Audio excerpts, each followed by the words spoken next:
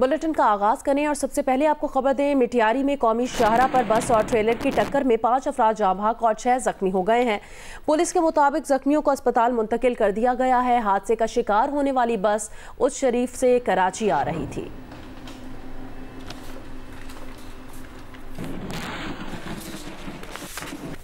वज़ीर आज़म मियां मोहम्मद शहबाज शरीफ ने आज़ाद कश्मीर की सूरत हाल पर हंगामी इजलास तलब कर लिया है। वज़ीर आज़म की ज़ेर सदारत आला सतह का इजलास आज वज़ीर आज़म हाउस में होगा। ज़राए के मुताबिक इजलास में आज़ाद कश्मीर हुकूमत, वज़ारत दाखिला के नुमाइंदे, वफाकी वज़ीर उमूर कश्मीर अमीर मकाम, वज़ीर तवानाई और वज़ीर फूड सिक्योरिटी भी शिरकत करेंगे। इजलास में आज़ाद कश्मीर की मौजूदा सूरत हाल के हल के लिए तजावीज़ पर गौर किया जाएगा। वज़ीर आज़म की ज़ेर सदारत इजलास में अहम फैसले मुतवक्के हैं।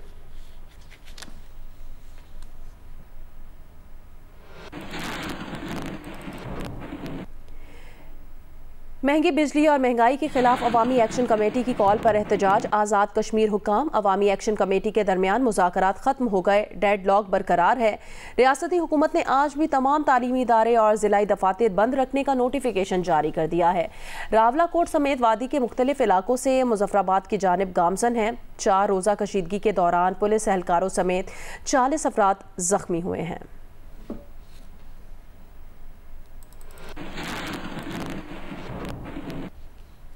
महंगाई और महंगी बिजली के खिलाफ हड़ताल के मौके पर 4 रोज़ के दौरान आज़ाद कश्मीर के दारुल हुकूमत मुजफ्फराबाद की क्या सूरत हाल रही, किन किन मकामात पर क्या क्या हुआ, तफसील बताएंगे आरिफ उर्फी। मैं मौजूद हूँ आज़ाद कश्मीर के दारुल हुकूमत मुजफ्फराबाद के मसरूफ़ तरीन चौक में, जो हमेशा से एहतजाज का और तहरीकों का गढ़ रहा है। और इस तहरीक में जो इस वक्त भी जो यहाँ पे एहतजाज का सिलसिला चल रहा है, उसके लिए भी इस जगह ने बहुत अहमियत हासिल की है। चलता हूँ मैं आपको पूरे शहर का एक चक्कर लगवाता हूँ, बताता हूँ कि शहर में इस वक्त क्या सूरत हाल है। 3 दिन तक मुजफ्फराबाद में मुजाहिरीन और पुलिस के माबैन झड़पों और मारामारी से शहर मैदान जंग का मंजर पेश करता रहा। हड़ताल और पहिया जाम की वजह से शहर की सड़कों पर हू का आलम तारी है। वीरानी के इस मंजर में कहीं कहीं चीखती, झंझाड़ती एम्बुलेंस सुकूत तोड़ती है तो कान किसी बुरी खबर को सुनने के लिए तैयार हो जाते हैं। ये सेक्रेटेरिएट रोड है जो हर वक्त इंसानों से खचाखच भरी होती है। यहाँ बिल्कुल वीरानी का राज है। ये मेडिकल स्टोर, इसके सामने अद्वियात खरीदने वालों का तांता बंधा रहता है और आज इसके बंद दरवाजे बीमारों का मुंह चढ़ा रहे हैं। साल भर तजारती सरगर्मियों का मरकज बैंक रोड भी वीरान है। मीरवाइज CMH रोड के सामने बड़ी तादाद में खड़ी एम्बुलेंसेज माहौल की कशीदगी में उम्मीद की किरण के तौर पर दिखाई देती हैं। यह है अपरड़ा लाल चौक। श्रीनगर के तर्ज पर बने इस चौक में भी मुजाहिरीन और पुलिस के माबैन झड़पें होती रही। इंटरसिटी और इंटर प्रोविंशियल ट्रांसपोर्ट का पहिया ठहर जाने से सब्जी फ्रूट मंडियों में भी वीरानी तारी है। कोरोना लॉकडाउन में भी दूध, दही, सब्जी फ्रूट की दुकानें, बेकरियां और नान बाई मेडिकल स्टोर्स बंद नहीं हुए थे, लेकिन इस हड़ताल में ये तमाम दुकानें भी बंद पड़ी हैं। बड़ी मार्केटें ही नहीं, गली महल्ले की छोटी छोटी दुकानें भी बंद हैं। इस वक्त पहुंच चुके हैं प्लेट के इलाके में, जिसको हम ये कह सकते हैं कि सबसे ज़्यादा तहरीकी लोग जो हैं वो यहाँ पे मौजूद हैं। आइए इनसे बात करते हैं कि यहाँ इन लोगों का क्या मौक़िफ़ है। पहली हमारी बात है बिजली की, दूसरी आटा सब्सिडी की, तीसरी जो मुराद है उसको उसके वाले से है। अगर ये 3 चीज़ें मानते हैं तो हम बिल्कुल राज़ी हैं। इनका यह कहना है कि अगर हुकूमत आज़ाद कश्मीर इनके वो मुतालबात तस्लीम कर लेती है तो उन्हें मुज़ाकरात में किसी भी किस्म का कोई तामल नहीं है और इनकी यह ख्वाहिश है कि ये मामला जल्द से जल्द जो है वो हल होना चाहिए। शाह सुल्तान ब्रिज, नीलम पुल, बेला नूर शाह, अपरड़ा, लाल चौक पर 3 दिन तक मुजाहिरीन और पुलिस के माबैन पथराव और आंसू गैस का तबादला होता रहा। लेकिन आज जहां पुरस्कार खामोशी और सुकूत है। अभी ये वो जगह है जिस जगह को आप ये समझ रहे हैं कि तमाम जितने भी मुजाहरे हुए या जितने भी झड़पें हुई, तसादम हुए पुलिस और मुजाहिरीन के दरमियान, वो इसी जगह पे हुए। अभी भी अगर आप देखें तो सड़क के ऊपर बेतहाशा पत्थर पड़े हुए हैं जो पुलिस के ऊपर संगबारी करती रही है, यहाँ पे मुजाहिरीन करते रहे हैं और यहाँ पे बहुत ज़्यादा जो है लोगों ने एहतजाज किया, जिसके नतीजे में यहाँ पर पुलिस के कुछ लोग भी ज़ख्मी हुए। और अभी भी आप देख लें कि ये सारी जगह जो है बिल्कुल टूटी फूटी हुई है और ये सामने वाली ये इमारत जो इस पर भी आपको बहुत सारे निशानात जो है वो नज़र आ रहे हैं। सदर आसिफ अली जरदारी ने कहा कि तमाम स्टेक होल्डर्स तहम्मुल का मुजाहरा करें, आज़ाद जम्मू और कश्मीर के मसाइल बातचीत और बाहमी मुशावरत से हल करें। सदर आसिफ अली जरदारी से पीपल्स पार्टी आज़ाद कश्मीर के असम्बली मेंबरान के वफ़द ने मुलाकात की। वफ़द ने सदर को आज़ाद कश्मीर में होने वाले वाक़यात से आगाह किया। सदर ने कहा, आज़ाद जम्मू और कश्मीर के अवाम के मुतालिबात को कानून के मुताबिक पूरा किया जाना चाहिए। मौजूदा सूरत हाल का हल निकालने के लिए आज़ाद जम्मू और कश्मीर के अवाम की शिकायत पर वज़ीर आज़म पाकिस्तान से बात करेंगे। सेहत, तालीम, सयाहत और इंफ्रास्ट्रक्चर समेत समाजी और इक़्तिसादी तरक्की को तरजीह देनी चाहिए।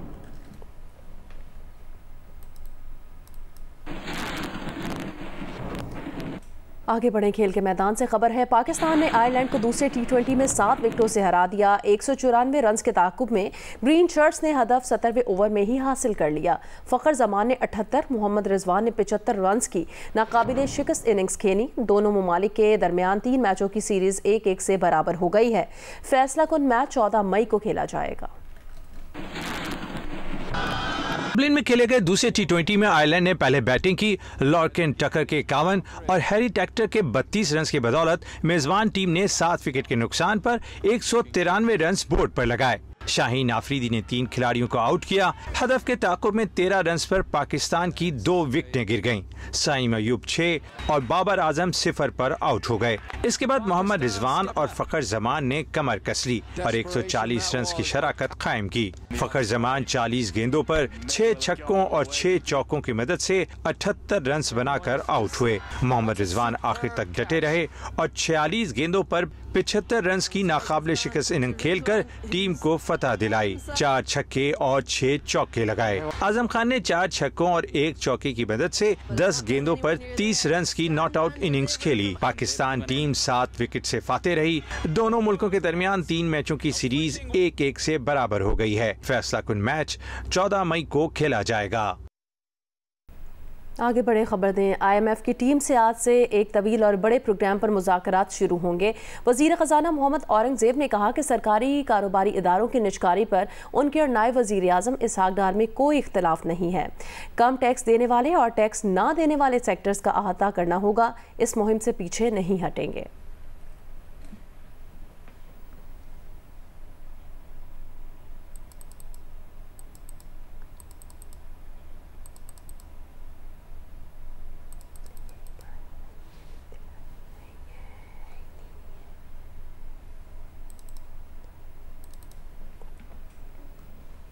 IMF ने कहा है कि पाकिस्तान में सियासी बेयकीनी मौजूद है। रिपोर्ट में IMF ने खदशात जाहिर किए कि मजबूत अपोजिशन, पेचीदा सियासी सूरत हाल, महंगाई और समाजी तनाव इस्लाहात नाफिज करने को मुतासिर कर सकता है। IMF की जारी करदा कंट्री रिपोर्ट में कहा गया है कि पाकिस्तान में इंतखाबात के बावजूद सियासी बेयकीनी बरकरार है। नई हुकूमत ने स्टैंड बाय अरेंजमेंट की पॉलिसियाँ जारी रखने का अज़्म जाहिर किया है, ताहम पेचीदा सियासी सूरत हाल, महंगाई और समाजी तनाव पॉलिसी इस्लाहात के निफाज को मुतासिर कर सकती है। माशी पॉलिसियों के अदम निफाज, कम बैरूनी फाइनेंसिंग के बायस कर्जों और एक्सचेंज रेट पर दबाव का खदशा है। रिपोर्ट के मुताबिक बैरूनी फाइनेंसिंग में ताख़ीर की सूरत में बैंकों पर हुकूमत को कर्ज देने के लिए दबाव मजीद बढ़ेगा, जिसके नतीजे में निजी शोबे के लिए फाइनेंसिंग की गुंजाइश मजीद कम होने का खदशा है। अशिया की कीमतों, शिपिंग में रुकावटें या सख्त आलमी मालियाती हालात भी बैरूनी इस्तेहकाम को बुरी तरह मुतासिर करेंगे। इंतखाबात के बाद 2 बड़ी जमातों नून लीग और पीपल्स पार्टी ने नई मखलूत हुकूमत बनाई। PTI से वाबस्ता आज़ाद उम्मीदवारों ने दीगर सियासी ग्रुपों से ज्यादा वोट हासिल किए। PTI के हिमायत याफ्ता अरकान ने कौमी असम्बली में बड़ी अपोजिशन कायम की है। शाहिद खाकान अब्बासी और मिफ्ता इस्माइल की नई सियासी जमात में कौन कौन से रहनुमा शामिल होंगे? मिफ्ता इस्माइल ने प्रोग्राम नया पाकिस्तान में नाम बता दिए हैं। जो रजिस्ट्रेशन का प्रोसेस या पार्टी बनाने का जो अमली प्रोसेस है वो कहां तक पहुंचा है?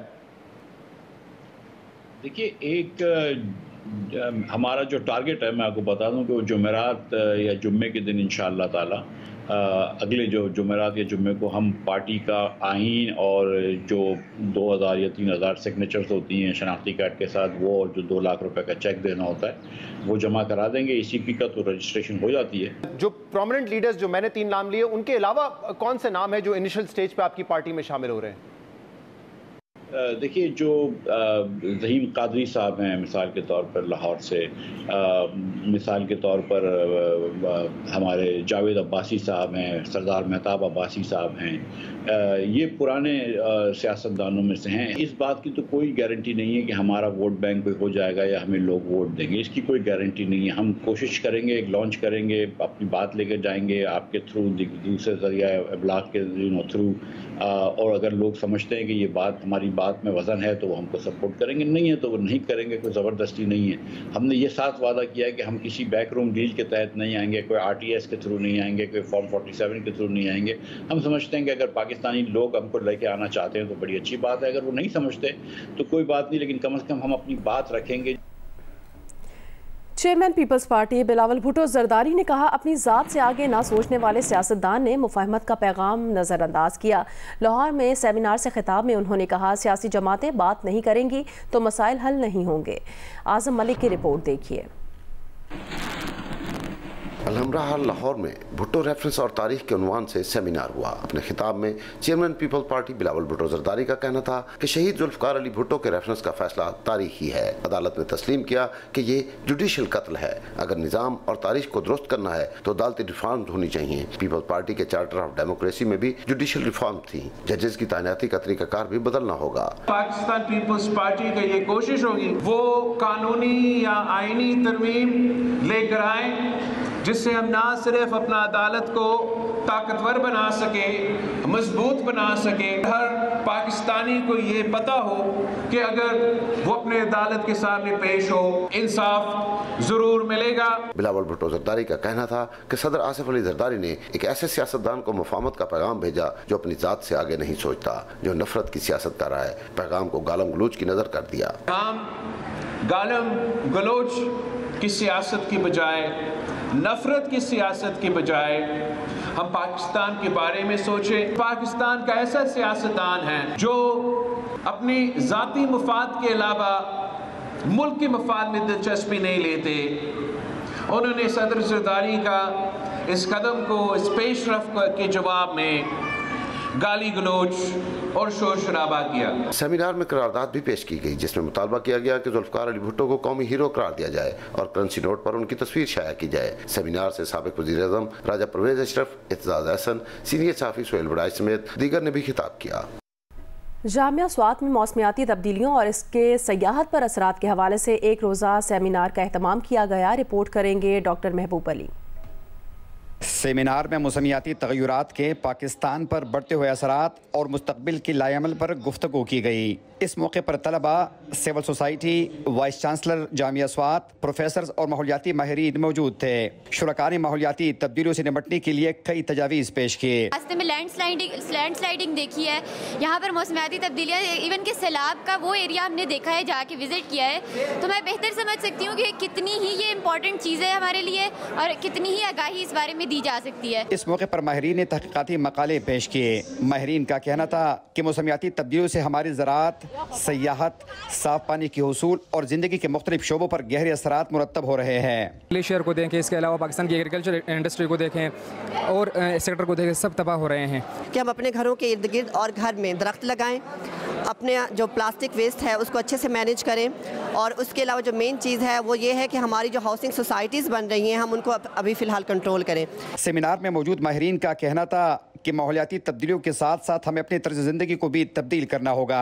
ज़्यादा से ज़्यादा दरख्त लगाने और प्लास्टिक के इस्तेमाल को कम करना वक्त की ज़रूरत है। कैमरामैन मोहम्मद जुबैर खान के साथ डॉक्टर महबूब अली, जियो न्यूज़, स्वात। पाकिस्तान में साल 2023 की पहली समाही की निस्बत साल 2024 की पहली समाही में जासूसी की गर्ज से किए गए साइबर हमलों में 300% इजाफा हुआ है। रिपोर्ट के मुताबिक बराह रास्त इंसानी शमूलियत के साथ साइबर हमलों की तादाद रोज़ाना की बुनियाद पर 2 हमलों से तजावुज़ कर गई है। सबसे ज़्यादा साइबर हमले मालियाती, IT, हुकूमत और सनती शोबे में किए गए हैं। आपको बताएं कि रिपोर्ट के मुताबिक 2023 के दौरान दुनिया भर में 22.9% ज़्यादा साइबर वाक़यात सरकारी शोबे में रिकॉर्ड किए गए हैं। IT कंपनीज़ 15.4% के साथ दूसरे नंबर पर आई हैं। इसके बाद मालियाती और सनती कंपनीज़ हैं जिन्होंने बिलतरतीब 14.9% और 11.8% वाक़यात रिपोर्ट किए हैं। इन वाक़यात में तकरीबन 25% हमले इंसानों के ज़रिए हुए। पाकिस्तान के 2023 और 24 की पहली सामाहियों के दरमियान साइबर हमले के शुमार के मुताबिक 2024 में बैकडोर हमलों में मामूली इजाफा देखा गया, जो डिजिटल इंफ्रास्ट्रक्चर में मुस्तकिल कमजोरियों की निशानदही करता है।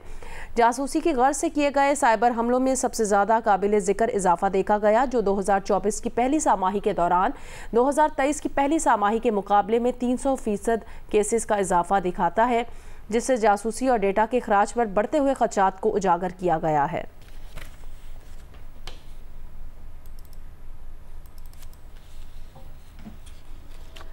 लाहौर में मुर्गी की कीमत में कमी देखी जा रही है। चूज़े की बरामद पर पाबंदी के नतीजे में चूज़े की कीमत 260 रुपये से कम होकर 100 रुपये पर आ गई है। मार्केट ज़राए के मुताबिक चूज़े की कीमत में 160 रुपये कमी के बाद मुर्गी के गोश्त की कीमत में भी कमी का इम्कान है।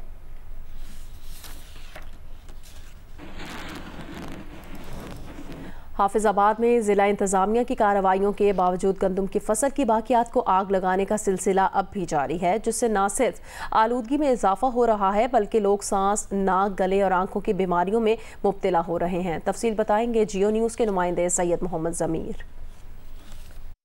जी, हाफिजाबाद ज़िला में जहाँ एक तरफ ज़िली इंतज़ामिया की जानिब से फसलों की बाकियात जलाने वालों, धुआं छोड़ने वाली गाड़ियों और भट्टा मालकान के खिलाफ कार्रवाइयों का सिलसिला जारी है और इस सिलसिला में अब तक फसलों की बाकियात जलाने वाले 45 से ज़ायद अफराद के खिलाफ मुकदमा दर्ज करके उन्हें 50 लाख रुपये से ज़ायद के जुर्माने किए जा चुके हैं और इसके साथ साथ 12 भट्टा मालकान के खिलाफ भी मुकदमा दर्ज करवा के 30 भट्टा जात को सील किया जा चुका है। लेकिन इसके बावजूद अब भी ज़िला भर में फसलों की बाकियात को जलाने का सिलसिला जारी है। फिर इसके साथ साथ मुतअद्दिद भट्टों की चिमनियों से अब भी धुआं उठता दिखाई दे रहा है, जिससे न सिर्फ आलूदगी में इजाफा हो रहा है बल्कि लोग सांस, नाक, गले और आँखों की बीमारियों में भी मुबतला हो रहे हैं।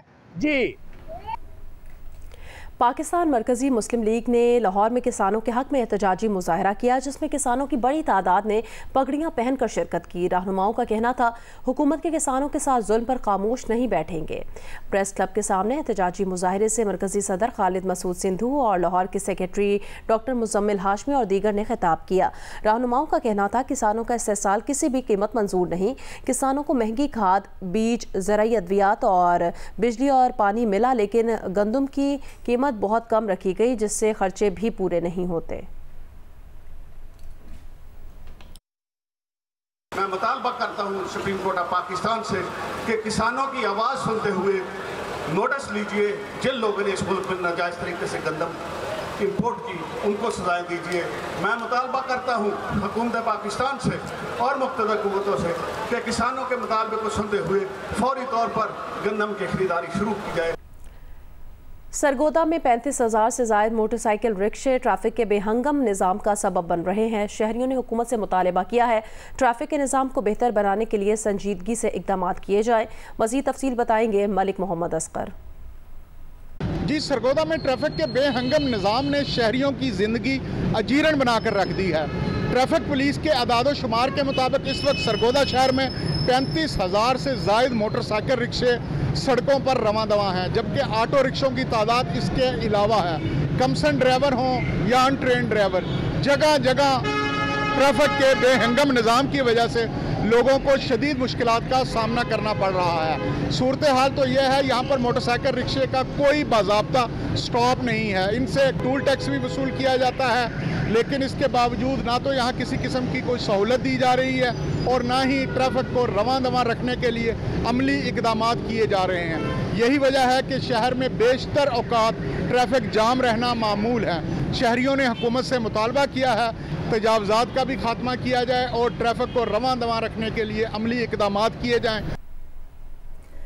जिला हंगू में गर्मी शुरू होते ही बिजली की लोड शेडिंग में इजाफा हो गया है। शहरियों ने भारी भरकम बिलों और लोड शेडिंग से जान छुड़ाने के लिए सोलर पैनल्स खरीदना शुरू कर दिए हैं। मजीद जानते हैं इसारुल हक कासमी से।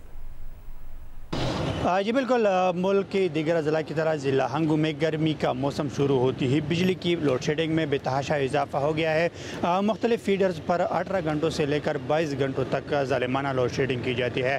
गर्मी का मौसम शुरू होती ही लोगों ने सस्ती बिजली पैदा करने के लिए सोलर प्लांट लगाना शुरू कर दिया है। हमारे साथ शहरी मौजूद है, उनसे बात करते हैं। मसला ये है कि बिजली का बिल बहुत ज़्यादा आता है, लोड शेडिंग बहुत ज़्यादा है और लोग यहाँ आते हैं, शम्सी खरीदते हैं, शम्सी बहुत आसान हो गई है, लोग प्लांट लगाते हैं या बिजली से जान छुड़ाते हैं। जी बिल्कुल, जो मुतवस्सित तबका या मालदार है वो अपने लिए सोलर प्लांट लगा रहा है, लेकिन इसके साथ गरीब आवाम का कहना है इतने पैसे नहीं है कि वो अपने लिए सोलर प्लांट लगाए। गरीब आवाम हुकूमत से मुतालबा कर रहे हैं कि गर्मी के इस मौसम में हुकूमत बिजली की लोड शेडिंग के साथ साथ बिलों में भी कमी करे ताकि गरीब आवाम भी सुख का सांस ले।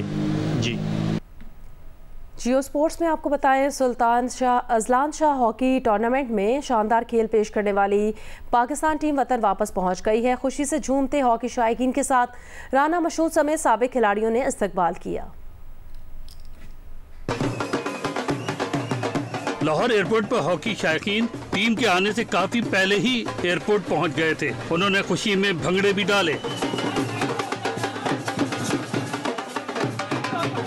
वज़ीर-ए-आज़म के यूथ अफेयर प्रोग्राम के चेयरमैन राना मशहूद समेत हॉकी के साबिक खिलाड़ियों ने टीम का पुरतपाक इस्तकबाल किया। इस मौके पर राना मशहूद ने बताया कि वज़ीर-ए-आज़म शहबाज शरीफ ने हॉकी टीम के हर खिलाड़ी के लिए 10-10 लाख रुपए इनाम का ऐलान किया है। इसके अलावा खिलाड़ियों की वज़ीर-ए-आज़म से मुलाकात भी कराई जाएगी। 15 को जब आप आएंगे तो सबसे पहले आपकी शहबाज शरीफ साहब से प्राइम मिनिस्टर हाउस मीटिंग होगी और शहबाज साहब ने मुझे कहा था कि मैं बता दूं कि हर लड़के को जो खेला है उसको 10-10 लाख रुपया इनाम। पाकिस्तान हॉकी टीम के सदर तारिक वक्ती का कहना था कि PHF और खिलाड़ियों ने पाकिस्तान का परचम बुलंद रखने की हर मुमकिन कोशिश की है। बच्चों ने, हमारे प्लेयर्स ने अपना लोहा मनवा लिया। हम अनबीटेबल रहे हैं, हमने करके दिखाया और ये साल 2024 इंशाल्लाह हॉकी का साल है। पाकिस्तान हॉकी टीम के कप्तान इमाद शकील भट्ट का कहना था कि अदलान शाह हॉकी टूर्नामेंट में खिलाड़ियों ने भरपूर मेहनत, अपनी सलाहियतों से बढ़कर खेला। वो पेनल्टी शूट आउट पर शिकस्त को नाकामी नहीं समझते। अगले टूर्नामेंट में कौम को सरप्राइज देंगे। मोहम्मद सुफियान खान ने Sultan Azlan Shah hockey tournament में मैन ऑफ द टूर्नामेंट का एजाज़ हासिल किया है। बनू में उनके अहले खाना खुश हैं। तफसीलात बताएंगे जियो न्यूज़ के नुमाइंदे मंजूरुद्दीन। मौजूद पाकिस्तान हॉकी के खिलाड़ी मोहम्मद सुफियान के घर में, जिन्होंने Sultan Azlan Shah hockey tournament के फाइनल में मैन ऑफ द टूर्नामेंट के खिलाड़ी का एजाज़ हासिल किया है। मोहम्मद सुफियान खान पाकिस्तान हॉकी टीम में बतौर फुल बैक गुज़श्ता 4 सालों से खेल रहे हैं। उनका ताल्लुक बन्नू के गांव हिंजल अमीर खान से है। उन्होंने स्कूल के लिए कई एजाज़ात और सूबाई चैम्पियनशिप भी जीती हैं। पाकिस्तान के लिए भी तकरीबन तमाम टूर्नामेंट में उनकी कारकर्दगी अच्छी नज़र आई है। इस वक्त उनके भाई मेहरान खान मौजूद हैं। अब हम उनसे बात करते हैं अपने भाई के हवाले से कि उन्होंने जो 13 साल बाद पाकिस्तान फाइनल में जो पहुंचे है उस हवाले से। सुफियान खान ने जो कारकर्दगी शो की है सुल्तान अजलान शाह कप में, उसकी वजह से हमारे घर में और हमारे रिश्तेदारों में खुशी का समा है। सुफियान जो है, इसके फैमिली बैकग्राउंड को अगर आप देखेंगे तो इसके चचा शुजाउल्लाह खान और उसके वालिद हमीदुल्लाह, ये खुद हॉकी के बेहतरीन प्लेयर थे। 13 साल बाद पाकिस्तान हॉकी टीम जिन्होंने फाइनल खेला, हार जीत खेल का हिस्सा होता है। मोहम्मद सुफियान खान जिनका ताल्लुक बन्नू से है, मैन ऑफ द टूर्नामेंट का एजाज़ हासिल करके जिन्होंने पूरे पाकिस्तान का नाम रोशन कर दिया है। कैमरामैन अहमद बिलाल और हारून के साथ मंजूरुद्दीन, जियो न्यूज़, बन्नू। कराची में खेली गई 16वीं chief of the naval staff international squash championship मिस्र के मोहम्मद जकरिया ने जीत ली है। फाइनल में पाकिस्तान के नासिर इकबाल को 3-1 से हरा दिया। PN रोशन खान जहांगीर खान स्क्वॉश कॉम्प्लेक्स पर मुनक्कदा $20,000 की इनामी रकम की चैंपियनशिप के फाइनल में वाइल्ड कार्ड एंट्री पाने वाले नासिर इकबाल पहला गेम 13-11 से जीत गए, मगर उसके बाद नंबर 4 सीड जकरिया ने कम बैक किया और मुसलसल 3 गेम जीतकर टाइटल अपने नाम कर लिया। उन्होंने दूसरा गेम 11-4 से जीतकर मुकाबला 1-1 से बराबर किया। फिर तीसरा गेम 11-5 से जीतकर 2-1 की सबकत हासिल कर ली और उसके बाद चौथा गेम 11-7 से जीतकर 3-1 की फतह से टाइटल अपने नाम कर लिया। फातेह खिलाड़ी को ट्रॉफी के साथ $3,085 मिले। रनर्स अप ने $1,938 हासिल किए। इस मौके पर पाक बहरिया के सरबरा मेहमान खुसूसी एडमिरल नवीद अशरफ ने इनामात तकसीम किए। उन्होंने अपने खिताब में कहा कि पाक बहरिया खेलों की तरक्की में भी अपना कौमी किरदार अदा कर रही है।